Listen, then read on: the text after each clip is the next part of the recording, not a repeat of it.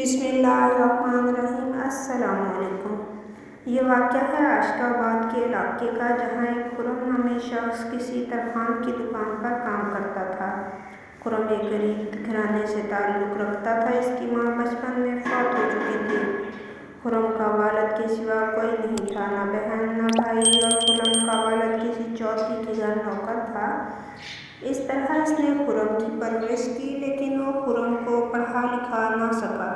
جب خرم 15 سال کا ہو گیا تو ایک دن اس کے والد نے خرم سے کہا، دیکھو بیٹا، میں بوڑھا ہو چکا ہوں۔ میری زندگی کا کوئی پتہ نہیں کب میری آنکھیں بند ہو جائیں۔ میں تمہیں پڑھا لکھا نہیں سکا، اس بات کا مجھے بہت افسوس ہے، لیکن تمہارے پاس اب بھی بہت وقت ہے۔ اس وجہ سے تمہیں کوئی کام سیکھ لینا چاہیے، تاکہ تمہیں میری طرح کسی کی غلامی نہ کرنی پڑے۔ خرم نے کہا، پر بابا، مجھے کیا کام سیکھنا ہوگا؟ اس علاقے میں کوئی اچھا سا کام ملنا مشکل ہے۔ مجھے کوئی ایسا کام چاہیے جو کہ میں جلدی سیکھ جاؤں۔ خرم کے والد نے کہا، میرا ایک دوست ہے جو لکڑی کا سامان بنانے کا کام کرتا ہے، اور وہ میری بہت عزت کرتا ہے۔ تم میرے ساتھ چلنا، میں تمہیں اس سے ملا دوں گا، اور مجھے یقین ہے وہ تمہیں جلد ہی کام سکھا دے گا۔ وہ ایسا کام ہے جو تم جلدی ہی سیکھ جاؤ گے۔ خرم نے کہا، ٹھیک ہے بابا۔ اگلے دن خرم اور اس کا والد مشتاق نامی ایک بہت مشہور ترکھان کے پاس گئے، جو کہ لکڑی کے فرنیچر وغیرہ بنایا کرتا تھا۔ خرم کے والد نے مشتاق کو کہا، مشتاق بھائی، یہ میرا بیٹا ہے، اور میں چاہتا ہوں کہ آپ اس کو اپنا شاگرد بنا لو، اور اس کو یہ لکڑی کا کام سکھا دو، تاکہ یہ اپنے پیروں پر کھڑا ہو سکے۔ مشتاق نے کہا، بھائی، آپ فکر نہ کرو، اب یہ میرا بیٹا ہے، میں جلد از جلد اس کو کام سکھانے کی کوشش کروں گا۔ اس کے بعد خرم کا والد خرم کو مشتاق کے پاس چھوڑ کر اپنے کام پر چلا گیا، اور آہستہ آہستہ سے دن گزرتے رہے۔ خرم کام سیکھتا رہا، اور 4 سال میں خرم ایک بہت عمدہ ترکھان بن گیا۔ یہ دیکھ کر مشتاق اور خرم کا والد بہت خوش ہو رہے تھے۔ اب خرم خود ہی پورا فرنیچر تیار کرنے لگ گیا تھا۔ اس کے ساتھ ساتھ خرم مشتاق کی بھی بہت خدمت کرتا تھا۔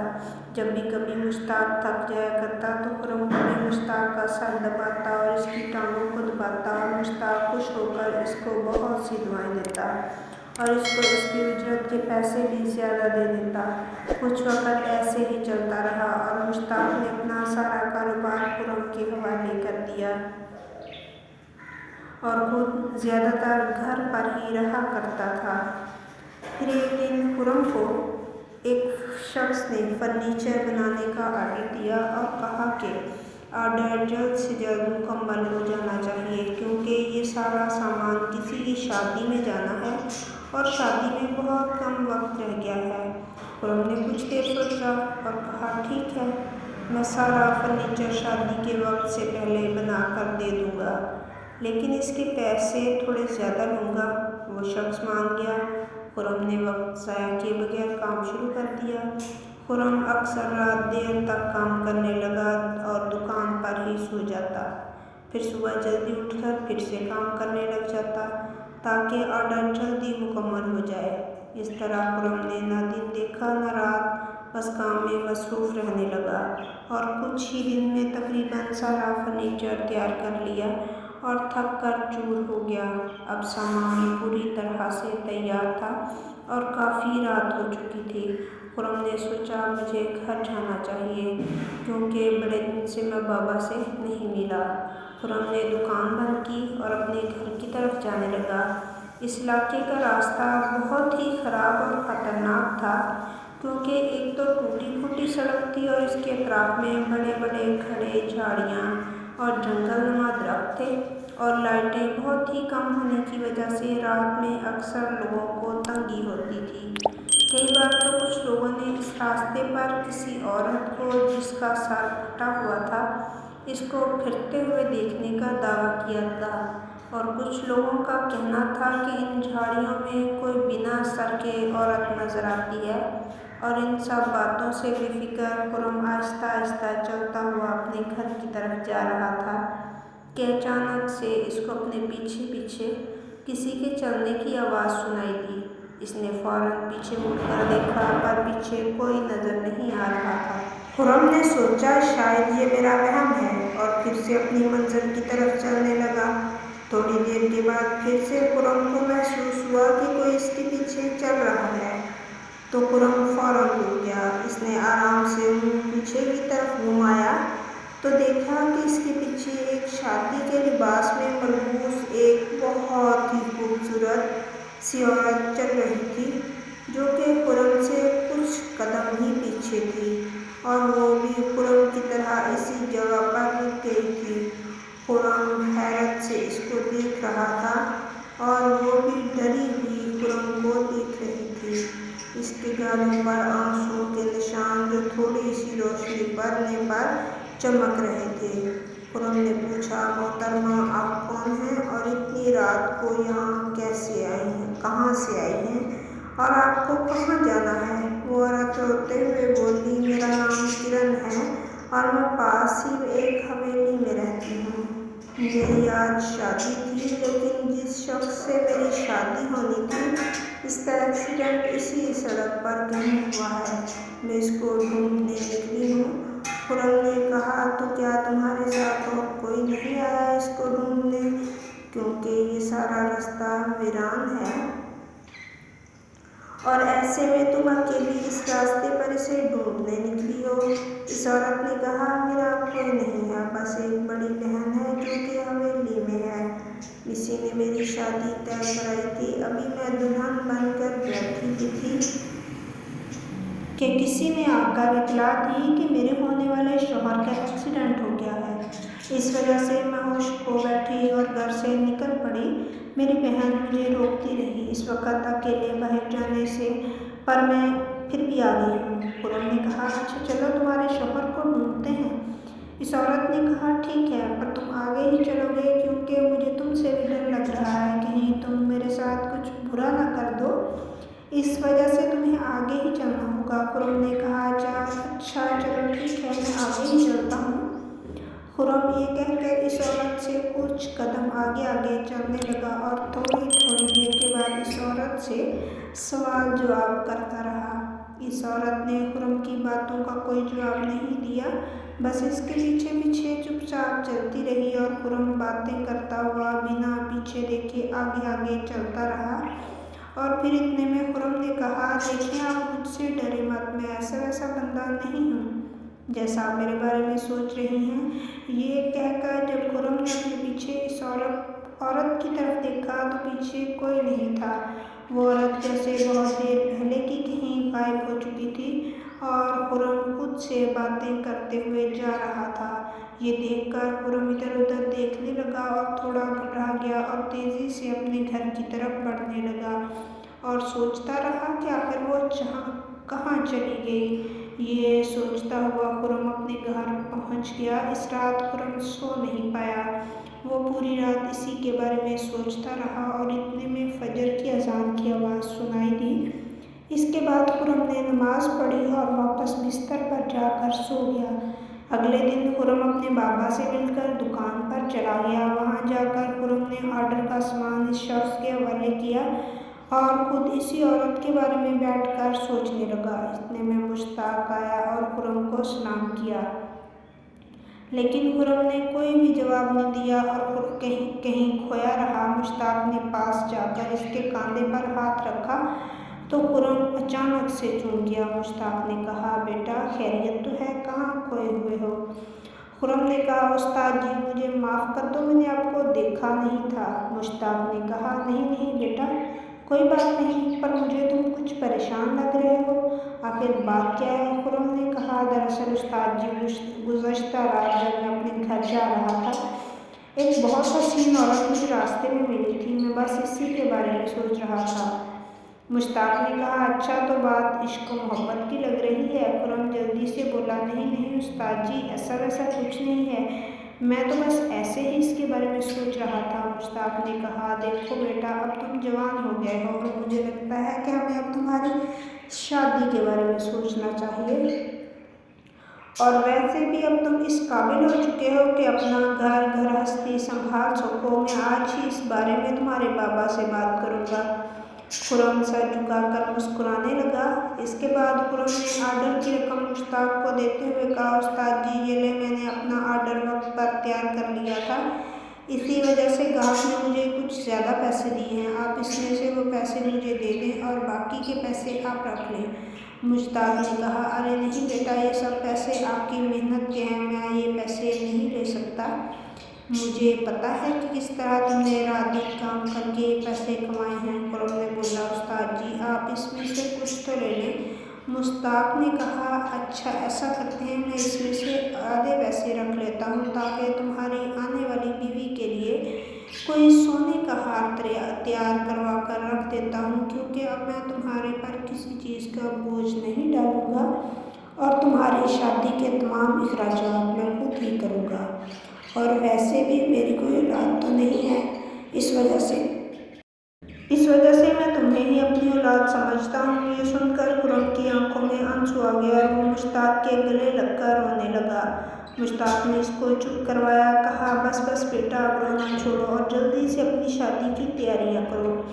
خرم روتے ہوئے مسکرانے لگا اور بولا، استاد جی پہلے کوئی لڑکی تو مل جائے۔ پھر مشتاق نے کہا، ارے تم فکر کیوں کرتے ہو، تم جیسے خوبصورت جوان اور ہنرمند لڑکے کے لیے تو لڑکیوں کی لائنیں لگ جائیں گی، تم فکر کیوں کرتے ہو۔ یہ کہہ کر مشتاق چلا گیا اور خرم من ہی میں مسکرانے لگا اور ایک ٹیبل پر لیٹ کر اپنی شادی کے خیالوں میں گم ہو گیا۔ اتنے میں خرم کو نیند آ گئی۔ تبھی اس کو خواب میں وہی دلہن نظر آئی جو کہ جھاڑیوں کے پیچھے ایک بڑی سی حویلی کے باہر کھڑی تھی، اور دلہن نے خرم سے کہا، مجھے رات میں آ کر لے جانا، میں اسی جگہ کھڑی ہوں۔ اتنے میں ایک خوفناک سی شکل والی کوئی لڑکی نے دلہن کی گردن کو اپنے دانتوں سے دبوچا اور خرم کی آنکھ کھل گئی۔ خرم پوری طرح سے گھبرا گیا۔ خرم پھر سے اس دلہن کے بارے میں سوچنے لگا۔ تب اس نے فیصلہ کیا کہ میں آج رات پھر سے اسی دلہن کو ڈھونڈنے جاؤں گا، ہو سکتا ہے وہ مجھے مل جائے۔ یہ سوچ کر خرم اپنے کام میں مصروف ہو گیا۔ جب رات کا وقت ہوا تو خرم اس دلہن کی تلاش میں نکل پڑا، لیکن دلہن کہیں نظر نہ آئی اور وہ اداس ہو کر سر جھکائے گھر کی طرف جانے لگا۔ اتنے میں پاس کی جھاڑیوں میں کوئی ہلچل ہوئی۔ خرم چونک گیا اور جھاڑیوں کی طرف دیکھنے لگا، پر کوئی نظر نہ آیا۔ خرم نے سوچا، ہو سکتا ہے کوئی جانور جھاڑیوں سے گزر کر گیا ہو۔ اس کے بعد خرم پھر سے گھر کی طرف چلنے لگا۔ ابھی وہ کچھ ہی دور گیا تھا کہ اس کو پھر سے کسی کے اپنے پیچھے پیچھے چلنے کا احساس ہوا۔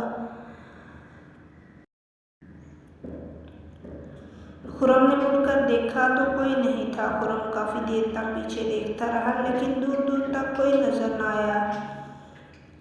جیسے ہی خرم نے اپنا منہ واپس سامنے کیا تو اچانک سے ڈر گیا، کیونکہ جس دلہن کو اپنے پیچھے ڈھونڈنے کی کوشش کر رہا تھا وہ خرم کے سامنے کھڑی تھی، پر اس کی حالت بہت عجیب سی لگ رہی تھی۔ اس کے بال کھلے ہوئے تھے اور اس کی آنکھوں کا کاجل بکھرا ہوا تھا، دوپٹہ زمین پر گرا ہوا تھا۔ خرم نے کہا، تم نے تو مجھے ڈرا ہی دیا، یہ تم نے اپنی کیا حالت بنا رکھی ہے۔ اس عورت نے روتے ہوئے کہا، میرا شوہر مر گیا، جس کا کل ایکسیڈنٹ ہوا تھا، میں شادی سے پہلے ہی بیوہ ہو گئی۔ یہ کہہ کر وہ عورت زمین پر بیٹھ کر اپنے ہاتھوں سے اپنا سر پیٹنے لگی۔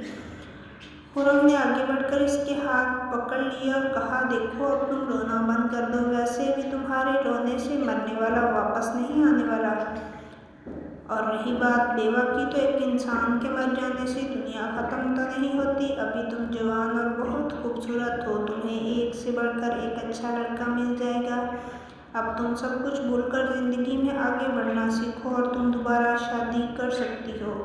یہ سن کر عورت نے اپنے آنسوؤں کو صاف کر لیا اور بولی، میری شادی سے پہلے ہی میرا شوہر مر گیا، اور اسی بات کو لے کر لوگ مجھے منحوس کہتے ہیں، اور تم کہتے ہو دوبارہ شادی کر لو۔ تم ہی بتاؤ کون کرے گا ایک منحوس سے شادی۔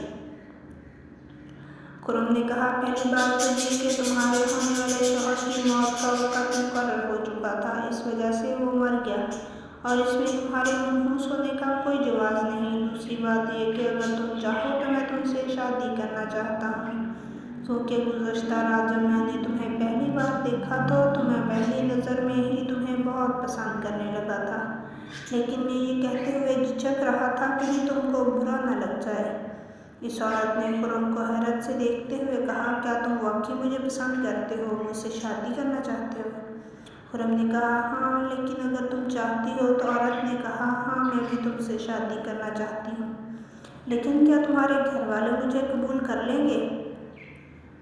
خرم نے کہا، میرے گھر میں صرف میرے بوڑھے بابا ہی ہیں، کیونکہ ان کے سوا میرا کوئی نہیں ہے، اور ایک استاد جی ہیں جن کی دکان پر میں کام کرتا ہوں، اور مجھے نہیں لگتا کہ میرے بابا کو یا میرے استاد جی آپ کی مجھ سے شادی پر کوئی اعتراض کریں گے۔ اس عورت نے کہا، ٹھیک ہے پھر، لیکن شادی سے پہلے میں تمہیں ایک بات بتانا چاہتی ہوں، وہ یہ کہ میرے والد اس علاقے کے بہت بااثر ذمہ دار تھے۔ انہوں نے کسی غریب شخص پر ظلم کیا تھا، اور اس غریب شخص نے میرے والد کو بددعا دی تھی کہ تیری بیٹیوں کا گھر بھی کبھی نہ بسے گا، اور اگر ان کی شادی ہو بھی گئی تو بیٹیوں کے ہاں کبھی اولاد نہیں ہوگی، اگر ہو گئی تو مر جائے گی۔ بس اس دن سے نہ تو میری بڑی بہن کا گھر بسا، نہ ہی میرا، اور اگر میں تم سے شادی کر لوں اور اولاد نہ ہوئی تو تم کیا کرو گے تب؟ خرم نے کہا، دیکھو، اولاد اگر میری قسمت میں ہوئی تو ضرور ہوگی، اور میں نے کسی کا دل نہیں دکھایا، اس وجہ سے مجھ پر کسی بددعا کا کوئی اثر نہیں ہوگا۔ اب تم یہ باتیں چھوڑو اور میرے ساتھ میرے گھر چلو، میں تمہیں اپنے بابا سے ملواتا ہوں۔ اس عورت نے کہا، نہیں، پہلے ہم حویلی چلیں گے اور میں اپنی بڑی بہن سے ملواؤں گی، اس کے بعد ہم کل تمہارے بابا کے پاس چلیں گے۔ خرم نے کہا، ٹھیک ہے۔ اس کے بعد عورت خرم کو لے کر جھاڑیوں کی طرف بڑھنے لگی۔ کچھ دور جا کر خرم نے کہا، یہ تم مجھے کہاں لے کر جا رہی ہو؟ یہ جگہ تو دور دور بہت ویران ہے، مجھے تو ڈر لگ رہا ہے۔ عورت نے کہا، تم آرام سے میرے ساتھ چلتے رہو، تمہیں کسی چیز سے ڈرنے کی کوئی ضرورت نہیں۔ میں عورت ہو کر یہاں اکیلی آ گئی ہوں اور تم مرد ہو کر ڈر رہے ہو۔ خرم نے کہا، نہیں، ایسی کوئی بات نہیں، بس مجھے یہ راستہ کچھ ٹھیک نہیں لگ رہا۔ عورت نے کہا، اگر تمہیں مجھ سے شادی کرنی ہے تو چپ چاپ چلتے رہو۔ خرم نے کہا، اچھا میں چل رہا ہوں۔ وہ عورت آگے آگے چل رہی تھی اور خرم پیچھے۔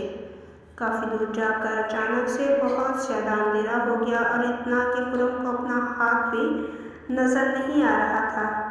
اس نے کرن کے نام سے اس عورت کو آواز دی، پر کوئی جواب نہیں آیا۔ خرم نے پھر سے آواز دی، کرن کہاں ہو؟ دیکھو، مجھے ڈر لگ رہا ہے۔ تو اس عورت نے کہا، آ جاؤ، ہم پہنچ گئے ہیں۔ جب خرم اس جگہ پر پہنچا تو وہاں کوئی حویلی نہیں تھی، بلکہ ایک ویران سا قبرستان تھا، اور وہ عورت ایک قبر پر بیٹھی رو رہی تھی۔ خرم نے حیرانی سے پوچھا، کرن، تم تو کہہ رہی تھی ہماری حویلی ہے، پر مجھے تو حویلی کہیں نظر نہیں آ رہی۔ کرن نے کہا، یہ جگہ جو تم دیکھ رہے ہو یہی میری حویلی ہے۔ خرم اور زیادہ حیرت انگیز نظروں سے کرن کی طرف دیکھنے لگا اور بولا، کیا تمہارا دماغ تو نہیں خراب ہو گیا؟ اس ویران قبرستان کو تم حویلی کہہ رہی ہو؟ کیا ہو گیا ہے تمہیں؟ میں صحیح کہہ رہی ہوں، آؤ میرے ساتھ حویلی میں چلو۔ یہ کہہ کر کرن نے ایک قبر پر پڑے پتھر کو دھکیل کر سائیڈ پر کر دیا اور خود اس قبر میں اتر گئی۔ خرم نے آہستہ آہستہ اس قبر کی طرف بڑھ کر دیکھا تو اس میں ایک خفیہ راستہ تھا۔ ابھی خرم اس قبر کے باہر کھڑا اس راستے کو دیکھ رہا تھا۔ قبر کے اندر سے کرن نے خرم کو آواز دی۔ خرم آرام سے آگے بڑھتا ہوا اس قبر میں اتر گیا اور کچھ دیر اندھیرے میں ہی آگے بڑھتا گیا۔ اچانک سے ایک روشنی خرم کی آنکھوں میں پڑی۔ خرم نے تھوڑا اور آگے بڑھ کر دیکھا تو ایک بہت بڑی حویلی میں کھڑا تھا۔ کرن اس کے سامنے کھڑی تھی۔ کرن نے کہا، یہ ہے میری حویلی، دیکھو، میں نے تم سے جھوٹ نہیں کہا تھا۔ خرم بہت ہی حیرت سے اس حویلی کا جائزہ لے رہا تھا۔ پھر کرن نے کہا، یہ حویلی میرے دادا کے دادا نے بنوائی تھی، اور اس حویلی کے دو راستے ہیں۔ ایک راستہ جہاں سے ہم آئے ہیں، دوسرا راستہ ساتھ والے گاؤں میں نکلتا ہے، اور جو تم نے اوپر قبرستان دیکھا تھا وہ سب قبریں ہمارے خاندان والوں کی قبریں ہیں۔ ہمارے دادا پردادا سب اسی جگہ دفن ہیں۔ ابھی کرن خرم کو حویلی کے بارے میں بتا رہی تھی کہ اچانک سے خوفناک چیخ کی آواز سنائی دی۔ خرم چونک گیا اور اس نے کرن سے پوچھا، یہ کیسی آواز تھی؟ کرن مسکرانے لگی اور بولی، یہ میری بڑی بہن کی آواز ہے، وہ کبھی کبھی غصے میں ایسی آوازیں نکالتی ہے۔ خرم نے کہا، لیکن وہ ہے کہاں؟ کرن نے کہا، وہ اپنے کمرے میں ہے، تم یہیں رکو، میں اس کو لے کر آتی ہوں۔ کرن اس طرف چلی گئی اور تھوڑی ہی دیر میں کرن ایک اور عورت کو ساتھ لے کر خرم کے پاس آ گئی اور خرم سے کہا، یہ میری بڑی بہن ہے۔ خرم نے جب اس کو غور سے دیکھا تو ڈر گیا اور تھوڑا پیچھے کی طرف ہٹ گیا، کیونکہ اس عورت کے منہ سے خون رس رہا تھا، جیسے کہ وہ کسی کا خون پی کر آئی ہو۔ اس عورت نے جب خرم کو اپنے منہ کی طرف غور کرتے دیکھا تو اس نے جلدی سے اپنے منہ سے رس رہے خون کو اپنی آستین سے صاف کر لیا۔ کرن نے خرم سے کہا، دیکھو، جو تم سوچ رہے ہو ایسا کچھ نہیں ہے۔ میری بہن کو بچپن سے ہی کچا پکا گوشت کھانے کی عادت ہے اور یہ گوشت کو پوری طرح سے نہیں پکاتی، بس آدھا ادھورا پکا کر کھاتی ہے اور کئی بار تو گوشت پورا ہی کچا رہ جاتا ہے۔ اس وجہ سے اس کے منہ پر خون لگا ہوا ہے جو کہ مرغی کا تھا۔ خرم نے کہا، اچھا تو یہ بات ہے، میں تو ایسے ہی ڈر گیا تھا۔ اس کے بعد خرم نے کرن کی بہن سے پوچھا، آپ کا کیا نام ہے؟ اس عورت نے کوئی جواب نہیں دیا، بس وہ خرم کو گھورے جا رہی تھی۔ تبھی کرن نے اپنی بہن کا ہاتھ کس کے پکڑا اور خرم سے کہا، اس کا نام اینی ہے، پر یہ بول نہیں سکتی، گونگی ہے، کیونکہ جب ہمارے والد مر گئے تو تب سے ہی میری بہن صدمے سے گونگی ہو گئی تھی۔ ہم لوگوں نے بہت کوشش کی لیکن یہ بول نہیں پائی۔ اس کے بعد یہ بس اشاروں سے بات کرتی ہے۔ اس کے بعد کرن نے کچھ اشاروں سے اینی کو خرم کے بارے میں بتایا تو اینی نے ہاں میں سر ہلایا۔ پھر کرن کچھ اور اشاروں سے اینی سے بات کی اور اپنا دوپٹہ اپنے سر پر رکھ کر اینی کو دکھایا اور اینی کی طرف دیکھتے ہوئے خرم کا ہاتھ پکڑا۔ اینی کو پھر سے اشاروں سے کچھ کہا، اینی نے پھر سے ہاں میں سر ہلایا۔ اس کے بعد وہ واپس اپنے کمرے میں چلی گئی اور کرن نے خرم سے کہا، میری بہن نے مجھے تمہارے ساتھ شادی کرنے کی اجازت دے دی ہے، لیکن دیکھو اب رات بہت ہو گئی ہے اور اس وقت میں تمہارے ساتھ تمہارے گھر نہیں جا سکتی، کیوں نہ تم بھی آج رات یہیں رک جاؤ اور صبح ہم دونوں یہاں سے تمہارے گھر چلے جائیں گے۔ خرم نے کچھ دیر سوچا اور بولا، ٹھیک ہے۔ اس کے بعد کرن خرم کو ایک کمرے میں لے گئی اور کہا، تم یہاں سو جاؤ، میں اپنی بہن کے پاس سونے جا رہی ہوں۔ اس کے بعد وہ چلی گئی اور خرم ایک بستر پر لیٹ گیا اور سونے کی کوشش کرنے لگا۔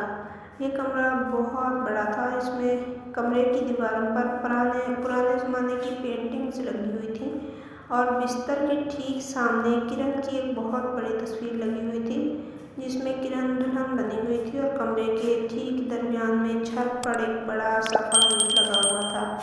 خرم لیٹے ہوئے ہی یہ سب کچھ دیکھ رہا تھا کہ اچانک سے خرم کی آنکھ لگ گئی۔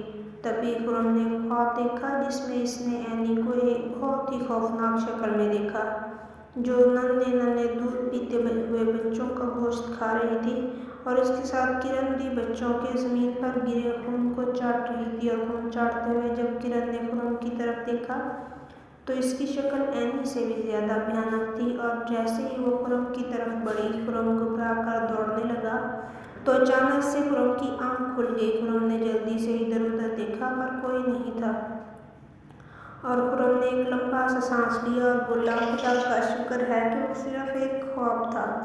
اس دوران خرم پوری طرح پسینے میں بھیگا ہوا تھا۔ ابھی خرم دوبارہ سونے ہی لگا تھا کہ اچانک سے اس کو محسوس ہوا کوئی اس کو دیکھ رہا ہے۔ خرم پوری طرح سے ڈر گیا اور کانپنے لگا اور کانپتے ہوئے گردن ادھر ادھر گھماتے ہوئے دیکھا پر کوئی دکھائی نہیں دیا۔ پھر خرم نے محسوس کیا کوئی اب بھی اونچی اونچی آواز میں سانسیں لیتے ہوئے میری طرف دیکھ رہا ہے اور جیسے ہی خرم کی نظر سامنے لگی، کرن کی تصویر پر پڑی تو اس تصویر میں کرن نہیں تھی بلکہ ایک خوفناک سی شکل والی کوئی اور عورت تھی، اور تبھی خرم نے جب اوپر لگے فانوس کی طرف دیکھا تو وہی خوفناک عورت فانوس پر چڑھ کر بیٹھی ہوئی تھی اور خرم کی طرف گھور رہی تھی۔ یہ دیکھ کر تو خرم کے پیروں تلے سے زمین نکل گئی اور خرم چیخیں مارتا ہوا کمرے سے باہر بھاگا، اور بھاگتے ہوئے وہ اینی کے کمرے کی طرف گیا تو اس نے دیکھا کہ اینی اور کرن اپنے کمرے میں نہیں تھیں، اور اس کمرے میں بہت سارے انسانی بچوں کی ہڈیاں پڑی ہوئی تھیں۔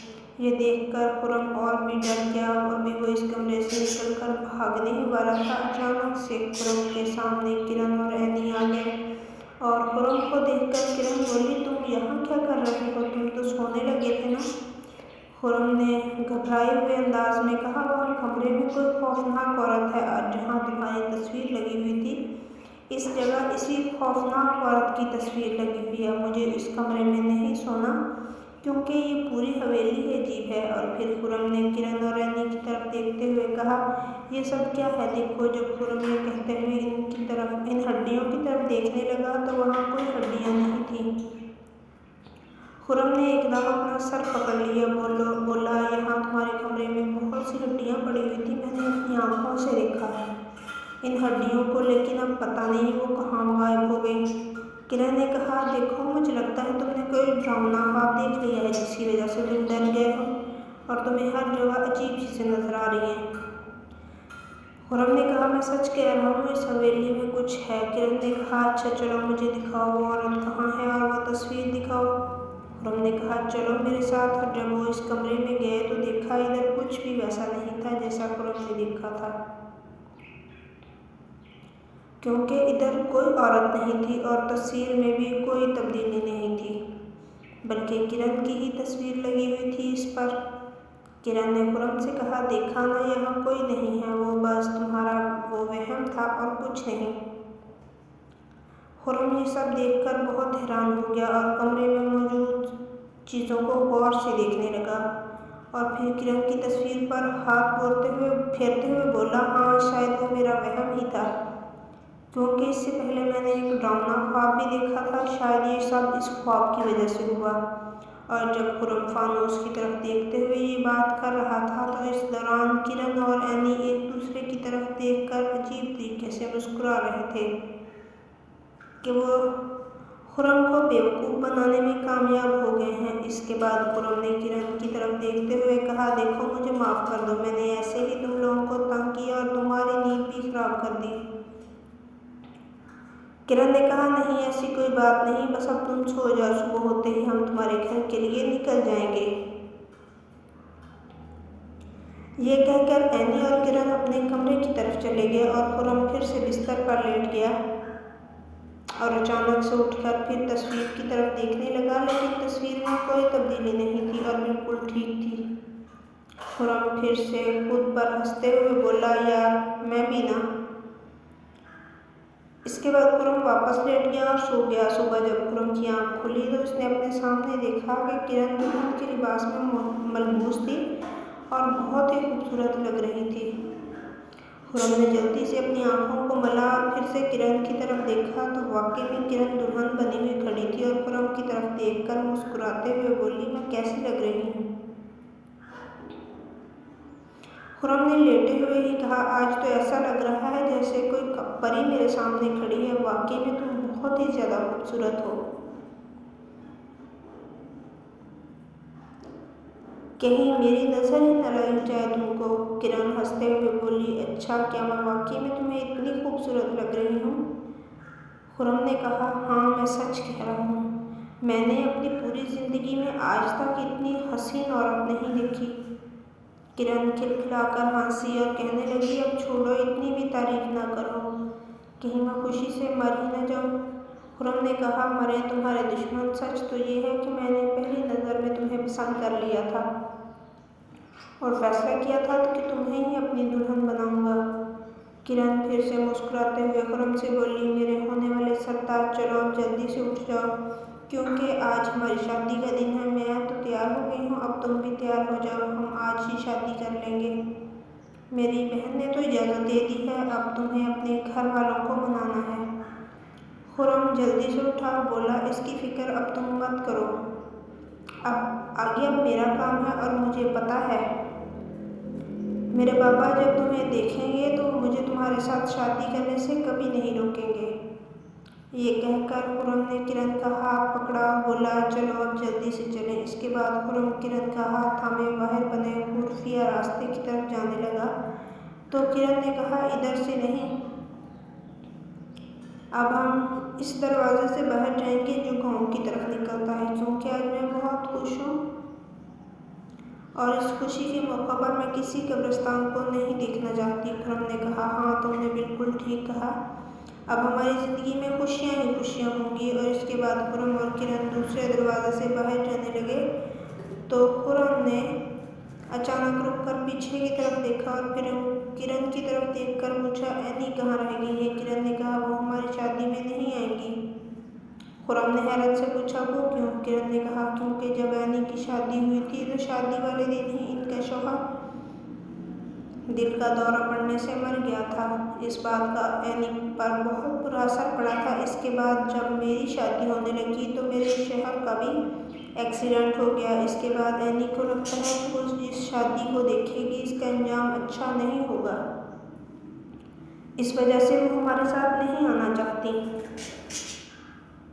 خرم نے کہا، تو اگر بابا نے تمہارے خاندان والوں کے بارے میں پوچھا تو میں ان کو یہ کیسے بتاؤں گا؟ تمہاری ایک ہی بہن ہے، وہ بھی شادی میں نہیں آئے گی۔ کرن نے کہا، دیکھو تم اپنے بابا سے نہ تو اینی کے بارے میں بات کرو گے اور نہ ہی اس حویلی کے بارے میں۔ خرم نے کہا، یہ تم کیا کہہ رہے ہو؟ اب یہ تو بتانا ہی ہے نا کہ تم اس حویلی میں رہنے والے ایک پاسر گھرانے سے تعلق رکھتی ہو۔ کرن نے کہا، نہیں، اگر تم مجھ سے شادی کرنا چاہتے ہو تو اس کے بارے میں کسی سے ذکر نہیں کرو گے، کیونکہ بہت سے لوگ اس حویلی کو لے کر طرح طرح کی باتیں کرتے ہیں۔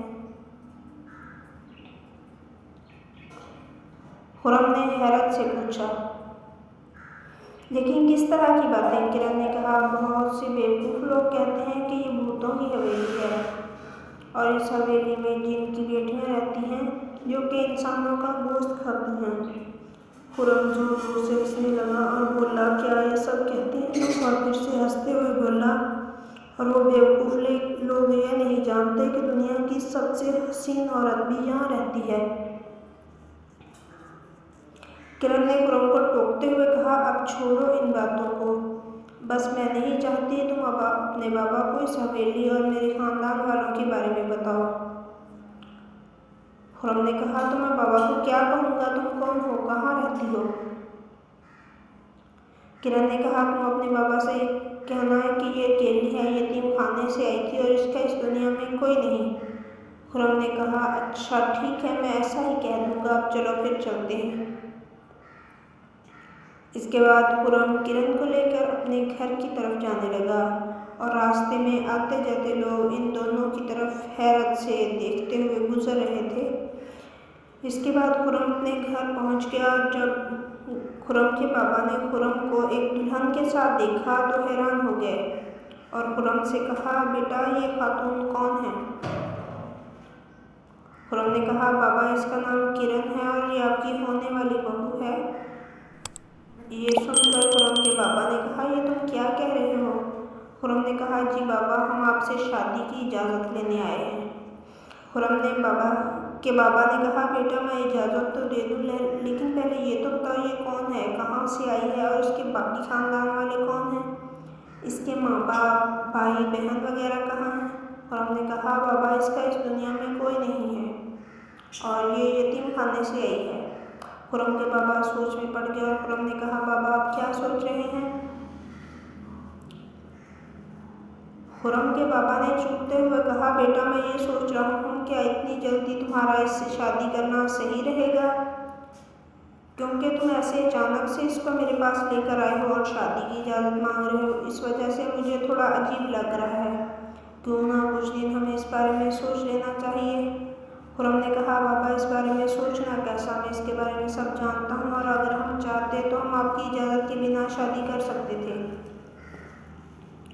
لیکن یہ میرے کہنے پر آپ کے پاس آ گئی تاکہ ہم آپ کی اجازت سے شادی کریں، اور ویسے بھی میں اس کے سوا کسی سے شادی نہیں کروں گا۔ خرم کے بابا نے کہا، دیکھو بیٹا، جب تم 1 سال کے تھے تو تمہاری امی فوت ہو گئی تھی۔ اس کے بعد میں نے تمہیں ماں اور باپ بن کر پالا ہے۔ مجھے بہت سے لوگوں نے کہا تھا کہ مجھے دوسری شادی کر لینی چاہیے، پر میں نے نہیں کی، کیونکہ میں نہیں چاہتا تھا کہ کوئی سوتیلی ماں تمہارے ساتھ کوئی برا سلوک کرے۔